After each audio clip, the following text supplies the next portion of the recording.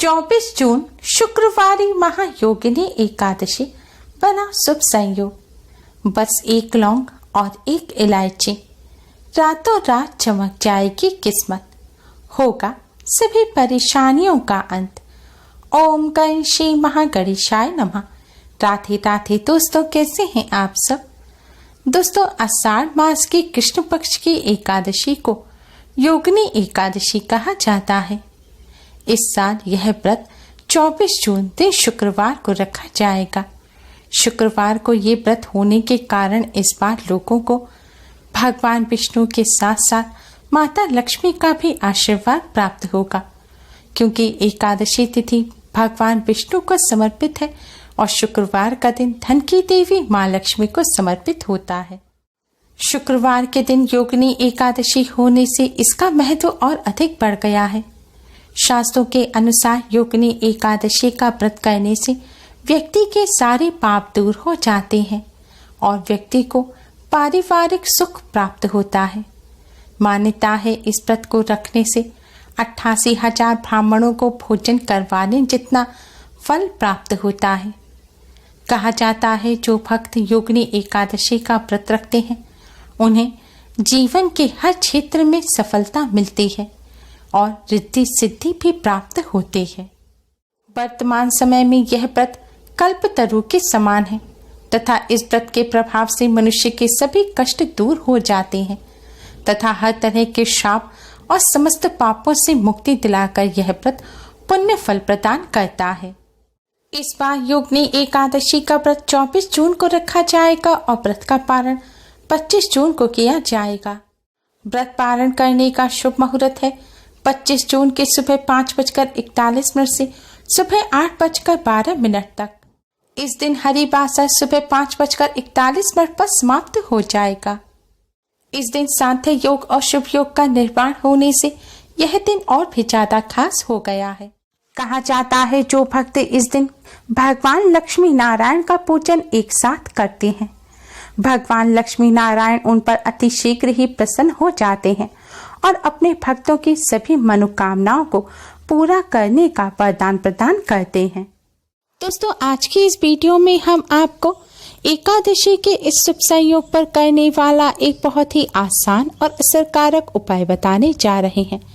इस उपाय को करने से भगवान लक्ष्मी नारायण की कृपा से धन संबंधी समस्याएं दूर हो जाते हैं। माँ लक्ष्मी की असीम कृपा प्राप्त होती है, जिससे घर में धन की कोई कमी नहीं रहती, घर में सुख समृद्धि बनी रहती है। भगवान लक्ष्मी नारायण की कृपा से जीवन में चली आ रही परेशानियां खत्म होती हैं और कष्टों से छुटकारा मिलता है। दोस्तों, यह उपाय आपको एकादशी की रात्रि को करना है, क्योंकि शास्त्रों में बताया गया है दिन की अपेक्षा एकादशी की रात्रि में की गई पूजा कई गुना अधिक पुण्य फलदायी होती है। इसलिए यह उपाय आप एकादशी पर संध्या काल के समय से रात में किसी भी समय अपनी श्रद्धानुसार कर सकते हैं।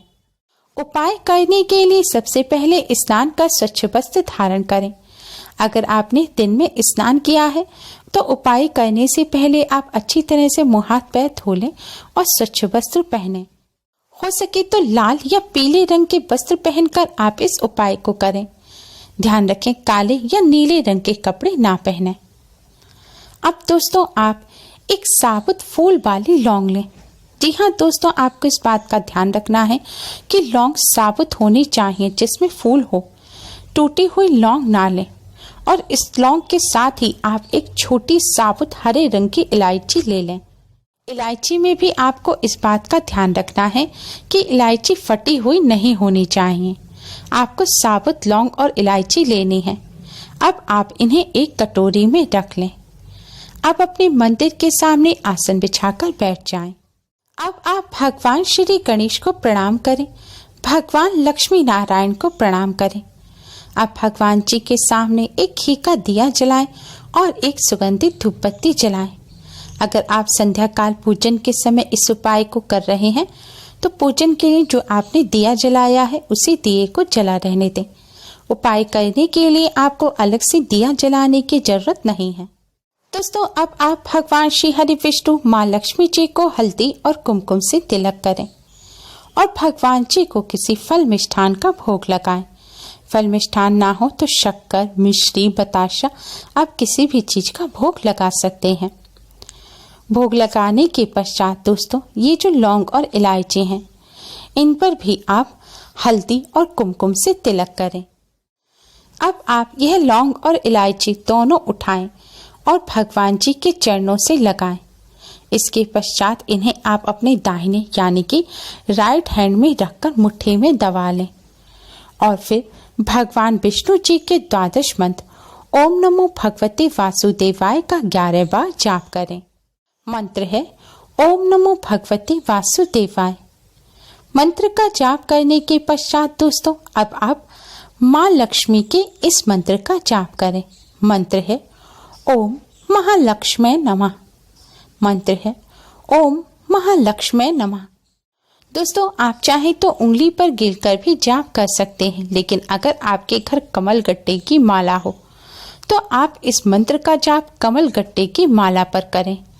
ऐसा करना अति शुभ रहता है। ऐसा करने से माँ लक्ष्मी अति शीघ्र ही प्रसन्न हो जाती हैं।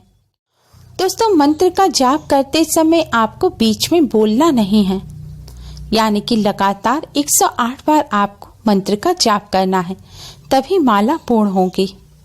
और यह भी ध्यान रखें मंत्र का जाप करते समय आपको यह लौंग और इलायची अपनी दाहिने हाथ यानी कि राइट हैंड की मुट्ठी में दबाकर ही रखनी है।